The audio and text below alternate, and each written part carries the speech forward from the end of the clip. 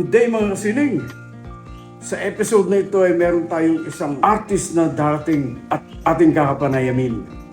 Siya po ang gumawa ng aklat na ito. Mabuti pa, tawagan ko na si Brother Henry para tama-tama pagdating niya narito si Brother Henry na i-interview sa kanya.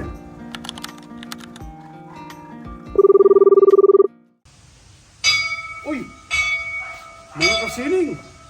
Palagay ko, eto na sila. Halika, salubungin natin.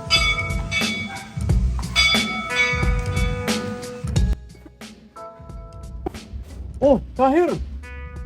Ka-Alex! Mabutit na pasyal kayo.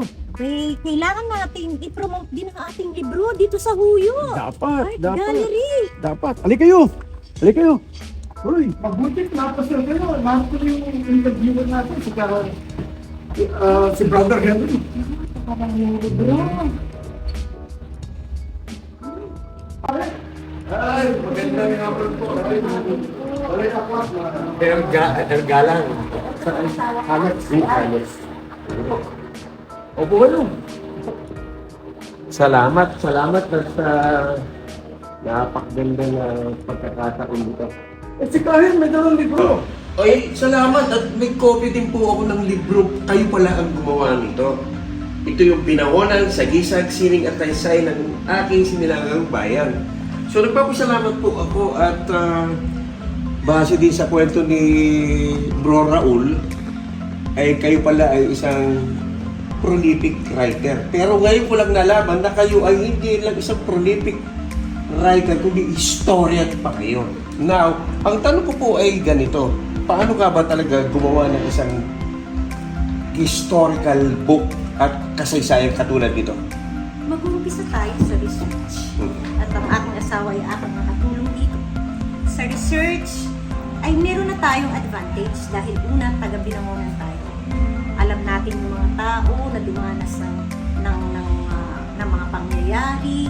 Tapos alam natin, mapupuntahan natin yung mga taong kakausapin natin. At kakausap pa rin tayo ng ibang tao para i-validate yung mga sinabi sa atin ng una natin. Sabi nyo, katuwang nyo si Kuya Alex Galang, particular sa paghahanap ng research. Paano siya nakatulong sa inyo? Ano pong paraan ang ginagawa niya? Nakakatuwa nga yung kanilang paraan eh. Nagsisimula yan sa inuman. Yan, yung mga inuman, lagi yung may mga kwento. May alaman, may we follow that lead.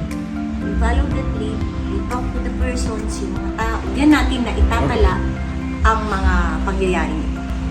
Ang binangonan ay sagana sa mga kwento, ang ating kultura ay makwento. Marami tayong alamat, marami tayong heroes, marami tayong mga ina-idol o kaya mga pangyayari na nagbibigay sa atin ng pagpapaliwanag kung bakit tayo ganito. Ang mga pangyayaring yan ay ating sinusulat. Tapos ipinapublish natin yan sa Facebook.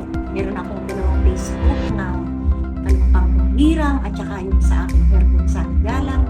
Meron pa tayong vlog ng Kalumpang.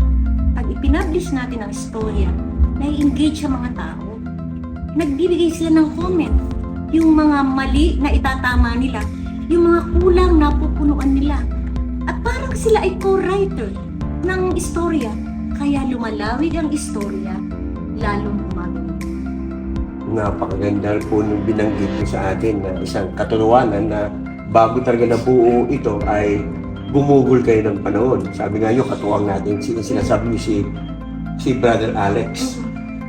Yan po ba ang nagkukwento sa inyo? Sa kanya yung lead. Oo. Tapos, ini-istorya ko na. Ang pagsusulat ko ay hindi yung bang enumeration of facts. Nilalagyan ko ito ng human events. Katulad nitong Puente del Diablo. Katulad niyang Susong Dalaga. Mercedita. Yung kay Mercedita. Yan, mayroong mga lead dyan at pinagsasama-sama na. Na-experience kami dyan kay Mercedita. May kasama kaming tatlong basketball player. Si Jojo Rosling, mga player na great taste yan eh. Yung naging manugang ni Inday Badiday, si Eddie Boy Mendoza, at saka yung Bisaya, si Albor. Ano po ay nangangahulugan, hindi lang data ito, actual experience na pwede natin tanggapin na ang mga alamat ay totoong istorya na ginawa lamang dahil sa kwento. Pero ngayon, we are so much blessed kasi meron tayong libro. At ang pinakamaganda dito, narito yung writer, si Ate Her. So Ate Her, paano naman ang masasabi mo ngayon? Tayo ay nasa edad ng, we are in the age of technology. How do you apply technology in terms of writing? So kasi kasama ng teknolohiya ngayon. Paano mo niya sasabi natin ito? Yung nabanggit ko kanina, na ang pundasyon na ang nakita yung mga unang istorya niyan sa pagpupost sa Facebook. At nag-i-interact ang mga netizens yan sa mga istorya niyan. Good bingo! Nag-i-interact sila, sabi ko nga, pag may mali, kinukorek nila. Pag may kulang, dinadagdagan nila. At isinasama nila yung kanilang experience. Kaya nadadagdagan ang istorya. Salamat po, Ate Yas. Maputol ko lang po kayo. Naniniwala po ako doon sa aking kagalingan at talino sa pagsusulat. Huwag po kayong magagalit. This is a personal question. Ano po ang nag-motivate sa inyo para sulatin ito? Hindi ito simpleng libro kasi ito ay, ang sabi dito ay sagisag, sining at saysay ng aking sinilagang bayan. Ano po nag-motivate sa inyo dito? Elementary pa lang ako, naghahanap na ako ng libro tungkol sa kasaysayan ng Binangonan. Kasi wala naman sa araling panglipunan ang tungkol sa atin. So, nung elementary ako, wala akong mabasa. Wala naman sa library.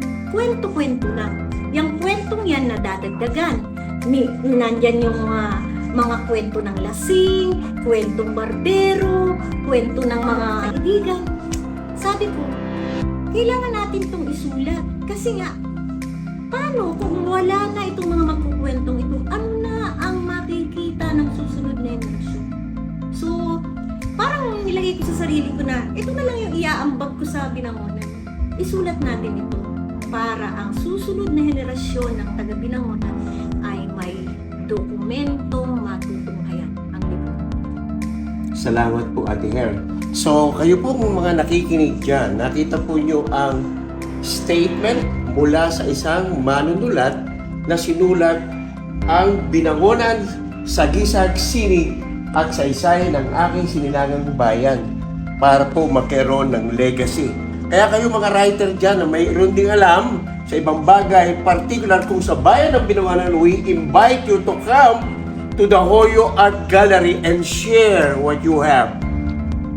At bago po kami magtapos, gusto ko pong nga ng concluding statement ng ating mabuting manunulat sa katao po ni Herminia Gonzaga Galan. Do the favor please, do the honor. Okay. Ang simpleng istorya ay gusto ko lang magkwento sa pansarili para yung mga apo ko ay malaman kung saan nanggaling ang lelang nila, lalo na yung mga stateside kong apo. Sa pangkalahatan, para ang tao, ang bayan, ang daigdig ay may mabasa patungkol sa Binangonan. Sa pangarap na sana ang bawat barangay ay magkaroon din ng kanilang istorya na siyang bubuo ng kasaysayan ng Binangonan. At pang-apat sa panalangin na sana'y gabayan ng dakilang lumikha ang susunod na historiador. Para sa mas maayos na katanungan, bakit dito sa Hoyo Gallery mo dinala ito? Isang malaking karangalan na maibenta ito sa isang art gallery na para sa Binangonan at para sa mundo. Yan tayo. Dito yan magsisimula. Dito yan, ito ay lilibot hanggang sa lahat ng taga-Binangonan sa buong mundo. Salamat po at sa pagtatapos po namin, we invite you, don't forget this one, press the button, share, and like. Magandang hapon po sa inyo. God bless us all.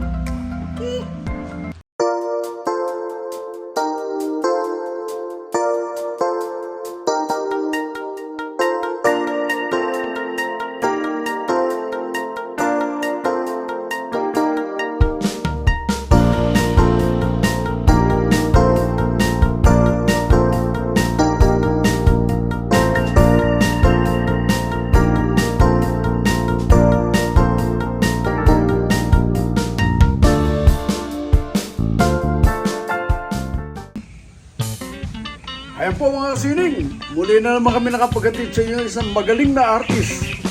Isang manunulat na napakagaling. Samahan niyo ako sa susunod na episode. Muli kaming maghahatid sa inyo ng isang magaling na artist. Isa o dalawa o tatlo o apat o lahat na ng magagaling na artist. Ihatid namin sa inyo. Mag-subscribe at mag-like. Paalam mga kaibigan.